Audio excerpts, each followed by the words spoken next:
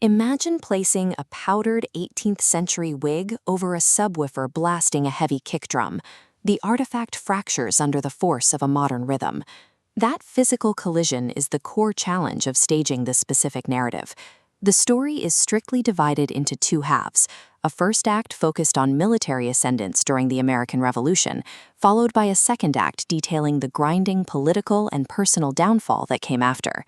To make that 200-year-old history function with a strictly sung and rapped-through score, the production actively rejects polished, traditional historical realism.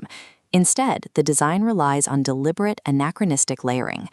Anachronistic layering is a design synthesis. It requires combining raw industrial architecture, subverted period costumes, and aggressive modern concert lighting to create an environment that operates in two eras at once. The construction of this aesthetic begins here, a completely empty black box stage, stripped of all historical and decorative pretense. From this blank slate, we will build the composite scene layer by layer, beginning with the foundational architectural constraints. In this production, the theatrical design operates as a functional translation device required to make historical data visceral. The first foundational layer of the build establishes the physical environment. The core philosophy here is a nation under construction. The environment deliberately avoids the look of a finished, neatly painted colonial parlor. Instead, the space utilizes exposed heavy timber, aged brick, and wrought iron. The aesthetic directly mimics an active 18th century shipyard. To create verticality, complex, multi-level wooden scaffolding is extruded upward from that base, giving actors distinct elevated playing spaces. This physical scaffolding connects directly to the overarching metaphor of the musical. It visually represents the precarious, incomplete project of building a new American republic from scratch. Static architecture, however, cannot support a rap-through score. The pacing of the music necessitates constant, fluid motion from the cast.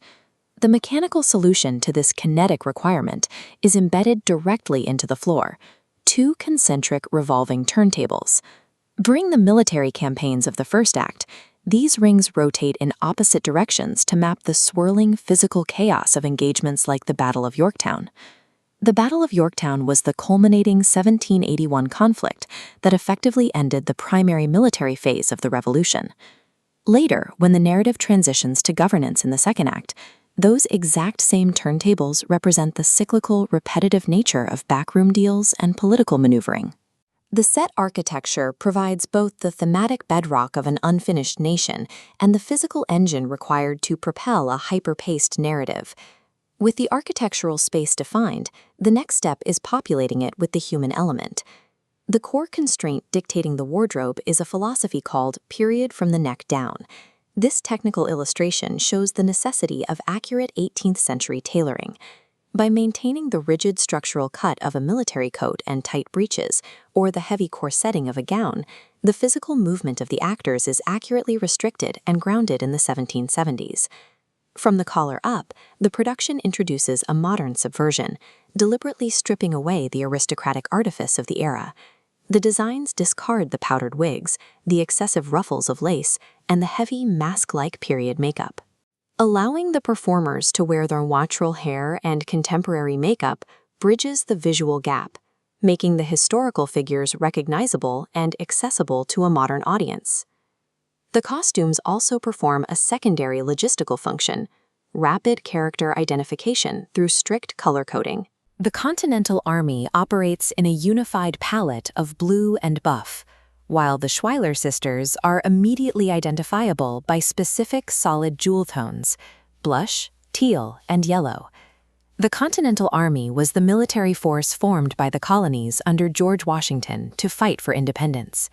As seen in this image, visual opposition is established by outfitting the British forces in uniform, stark red. The costumes function as temporal anchors.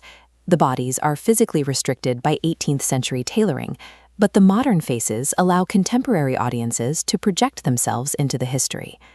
The final layer applied to the build is atmospheric manipulation and lighting cues. The foundational lighting palette is designed to emulate the natural light sources available in the 18th century. This bathes the stage in a soft, diffuse wash of parchment tones, candlelight, warm ambers, and sepias. This warm historical base is then forcefully punctured by the hip-hop concert layer, sharp, high-contrast modern lighting that cuts directly through the amber wash. These harsh lights are triggered by specific narrative actions, primarily rapid-fire rap sequences and intense moments of internal monologue. During the second act, tight spotlights are used to physically isolate characters during the cabinet battles between Alexander Hamilton and Thomas Jefferson. Thomas Jefferson was the nation's first Secretary of State who championed an agrarian, states' rights focus against Hamilton's centralized financial system. To make this lighting effect function in a three-dimensional space, the production requires a critical textural element, heavy theatrical haze. The dense fog particulate renders the beams of light fully visible in the air, turning an intangible light source into a solid architectural pillar. This creates a dense, highly kinetic atmosphere that physically matches the percussive and aggressive rhythm of the musical score. The lighting design operates as the visual manifestation of the score itself, a modern, aggressive force actively fighting against the historical backdrop. When these three distinct systems, the raw architecture, the restricted costumes, and the aggressive lighting, fire simultaneously, they create the composite reality of the show.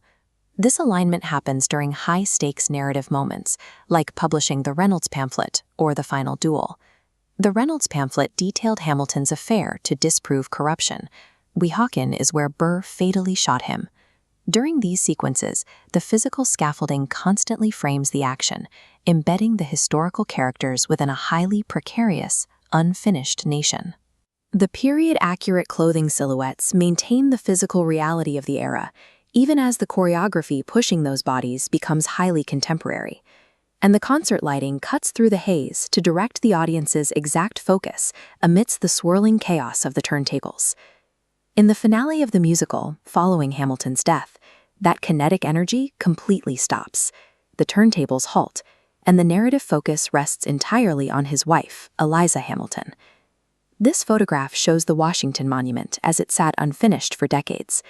The script's finale details Eliza's 50-year effort to preserve Hamilton's legacy and secure funding to finish this exact structure, a large stone obelisk built to honor the first president. There is a direct visual parallel between the stark, flat-topped stone of the unfinished monument in the photograph and the stage design's raw, wooden scaffolding. Both the set and the monument represent the identical central theme: the ongoing, highly incomplete labor required to preserve a republic's history. Through these three layers, the production turns 18th century political data into a modern, visceral experience, ensuring that the structural metaphors of the past remain physically present.